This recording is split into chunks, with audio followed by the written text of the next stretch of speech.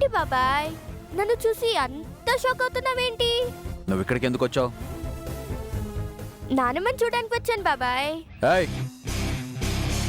ఎవరా నీకు నానమ్మ? మా నాన్న నీకు అన్నయ్య అయినప్పుడు మీ అమ్మ నాకు నానమ్మే అవుతుంది కదా బాబాయ్.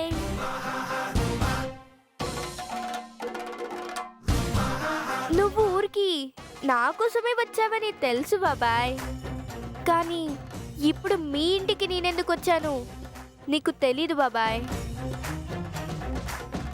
ఎందుకు వచ్చానో తెలుసా బాబాయ్? ఎందుకు వచ్చావు? ఎందుకు వచ్చానో ఒక్కసారి ఊహించుకో బాబాయ్. నిజం చెప్పడానికి వచ్చావా? కరెక్ట్ గా ఊహించా బాబాయ్. చెప్పేశావా? చెప్పలేదు బాబాయ్. నీ కొడుకు ఎవరో నిశ్చితార్థం రోజు చెప్తానని నానమ్మకి చెప్పాను. అది చెప్పడానికి వచ్చాను బాబాయ్. ఎందుకు బాబాయ్ అంత టెన్షన్ పడుతున్నావు?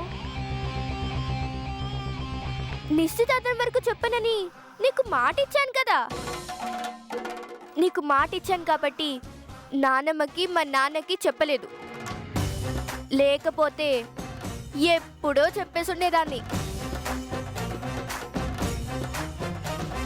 ఇచ్చిన మాట ప్రకారం నిశ్చితార్థం రోజునే నానమ్మకి నిజం చెప్తాను. అప్పటి వరకు నువ్వు హ్యాపీగా ఉండొచ్చు బాబాయ్. నన్ను అనవసరంగా రెచ్చగొడుతున్నావు. ఊళ్ళో నిన్ను చంపకుండా వదిలేశానని నేనేమీ చేయలేను అనుకుంటున్నావా? చంపేస్తాను. చావు పుట్టుకలనేవి నీ చేతుల్లో లేవురా బుద్ధిహీనుడా. నిన్ను చంపకుండా వదిలేసి చాలా పెద్ద తప్పు చేశానే. నీ చావు నువ్వే కొని తెచ్చుకుంటున్నావు. ఈసారి నిన్నెవ్వడూ కాపాడలేడు. నువ్వు నన్ను ఏమీ చేయలేవు బాబాయ్, ఎందుకంటే నా వెనుక ఆంజనేయ స్వామి ఉన్నారు.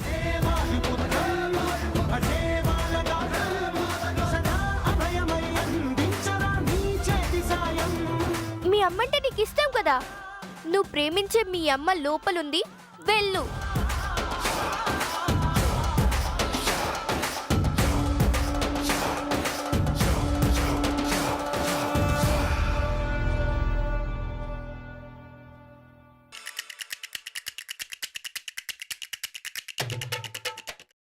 అమ్మా, అలాంటి వాళ్ళది నిజమైన ప్రేమ కాదు, అది వ్యామోహం. ఎగ్జాక్ట్లీ చిన్నత్త, నిజంగా ప్రేమించుకున్న వాళ్ళు అలా చేయరు. ఎంత మనసు విరిగిపోతే కన్న కూతుర్ని పట్టుకొని మా దృష్టిలో చచ్చిపోయా ఉంటుందా తల్లి? అది సరే అమ్మా, తన కూతురుతో తన మాట అనేటప్పుడు ఆమె మాటల్లో వ్యథ, కళ్ళల్లో బాధ గమనించావమ్మా? పెద్దబాబుకు బర్త్డే విషెస్ చెప్పు కూడా వెళ్ళాం కదా. ఊరికే ఎలా కాలిపోతుంది? మంట పెడితేనో పడితేనో తగలబడుతుంది.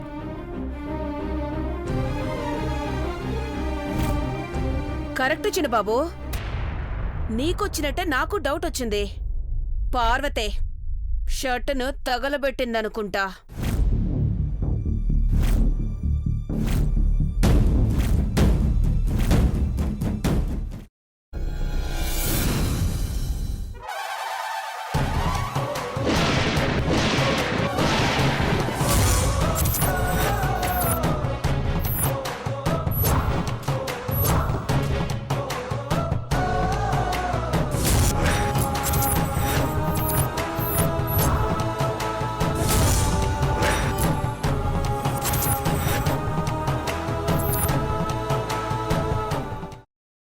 తర్వాత పొట్టు తీసేసి చాప్ చేసి పక్కన పెట్టుకోవాలి. ఒక ప్యాన్లో కొద్దిగా నూనె వేడి చేసి అందులో ఆవాలు, మినప్పప్పు, శనగపప్పు, కరివేపాకు, సన్నగా తరిగి పెట్టుకున్న ఉల్లిపాయలు వేసుకుని 1 నిమిషం పాటు వేయించుకోవాలి. ఆ తర్వాత కాల్చి కట్ చేసి పెట్టుకున్న వంకాయని కూడా అందులో వేసుకుని బాగా మిక్స్ చేసి బౌల్లోకి ట్రాన్స్ఫర్ చేసుకుని అందులో తగినంత చిక్కటి పెరుగు లేదా పల్చటి పెరుగు వేసుకుని మిక్స్ చేసి అన్నంతో కానివ్వండి, చపాతీతో కానివ్వండి సర్వ్ చేసినా చాలా బాగుంటుంది.